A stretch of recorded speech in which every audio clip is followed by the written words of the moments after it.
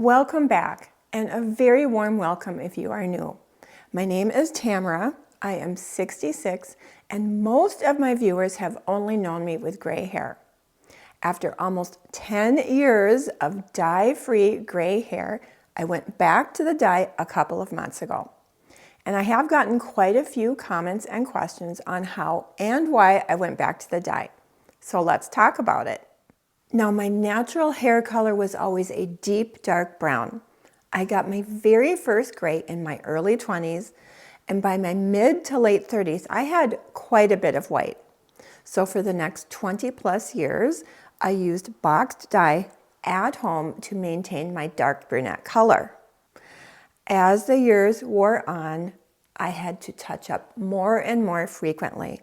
It got to the point where I was literally touching up those roots every couple of weeks. I felt like a slave. I was completely exhausted.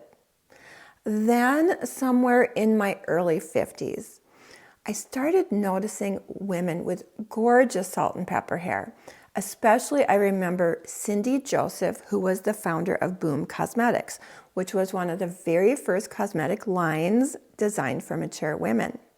Oh my gosh, I was so sad when she passed away. It actually inspired my mantra, aging gracefully. Anyway, after a couple of failed attempts, I would try to grow it out, and then I would, I would just dye my hair. That happened several times. I actually have several videos on my gray hair journey, how I grew it out, etc. What finally worked for me is that my friend and I decided to do it together. It made it almost fun. Even so, I grew out my gray hair the hard way, my brown hair the hard way, inch by painful inch.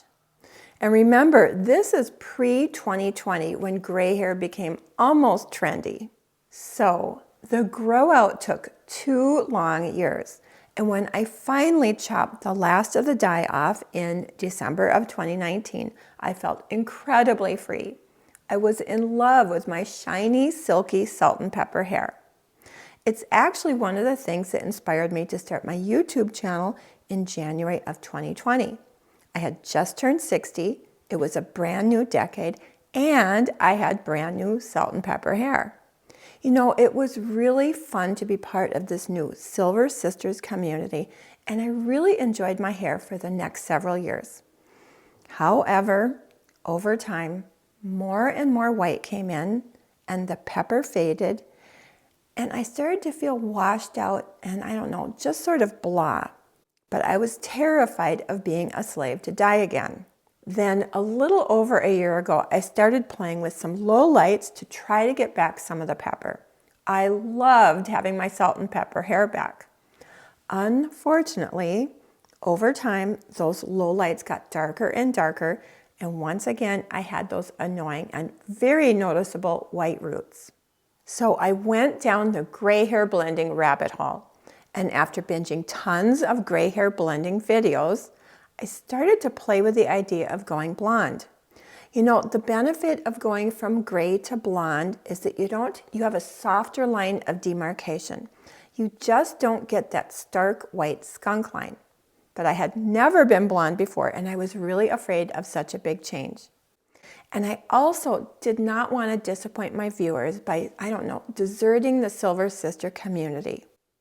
But then my friend Des, who has the channel Beauty by Des, went blonde, and it looked so stunning on her. I thought, I have to give this a try.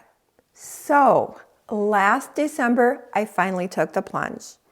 My stylist used an ammonia-free sheer hair color specifically designed for gray hair blending. And because it was so sheer, it picked up the natural variation in my hair color, so it didn't give me a flat hair color. Now, we did add a few highlights as well. Now, I must admit, it was a bit of a shock at first, and I actually skipped a video because I was not ready for the reveal. But once I adjusted to it, I absolutely loved it. And I was really grateful for the positive comments and feedback from my lovely viewers, although I know some of you still aren't a fan, and that is totally okay. It's been really fun experimenting with different makeup colors. I find myself leaning a little bit more into warmer, brighter shades. You know, with my silver gray hair, I went for primarily soft, cool tones, but now I feel like I can wear both cool and warm tones.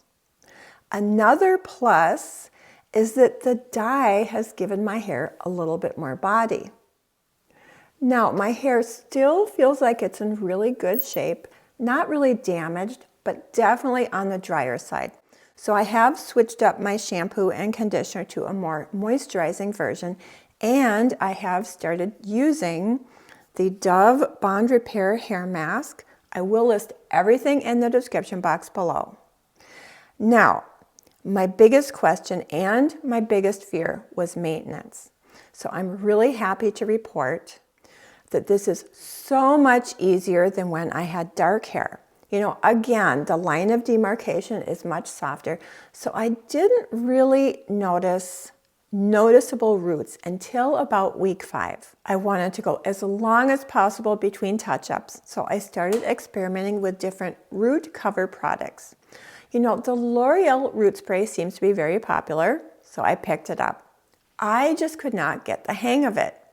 And the blonde color was way too golden for me, so the L'Oreal root spray was a total fail. So then I picked up the Color Wow root powder. It is a powder and it comes with a brush. And I actually picked it up in 2 shades. And I will show you the shades. Hide that mirror. So I picked it up both in blonde and in dark blonde. And let me swatch these for you. I actually use both of these. There is the blonde and there is the dark blonde. And it is really easy. You just pick the color up and you brush it on your roots, and it really does cover the gray, and it stays until your next hair wash. These are going to be my new best friend to help me extend my wear time as long as possible between root touch-ups. Even so, by week 7, it was definitely time for a touch-up. Here are my 7-week roots. You can see I'm darker in back and lighter in front due to my gray hair pattern. It's a little less noticeable when I wear my hair back. I filmed this right before I went in for my touch-up. My appointment was actually a couple of days ago, and we didn't need to do anything with the highlights. So my appointment was fast, easy, and much less expensive. But as you could see, my roots definitely needed attention. And my stylist thought that if we went slightly lighter and a little bit cooler, I could extend the wear time between touch-ups. And here it is. I actually think it is a little bit too light, so I'll probably go back to the original color next time. You know, most blondes have darkish roots. In fact, I saw a really interesting video by Tracy Campoli, who has gorgeous golden blonde hair, and she talked about how she does her own roots at home, and she actually makes her roots a little bit darker on purpose. Unfortunately, with my silver white hair, darker roots just aren't an option. I would literally be chasing that white line every 2 weeks, and I am not willing to go back there. My hair is definitely a work in progress, but I'm still really happy with it. I can deal with touch-ups every couple of months. In fact, I might even try to do it myself if I can get up the courage. So if you have any touch-up tips, please share in the comment box.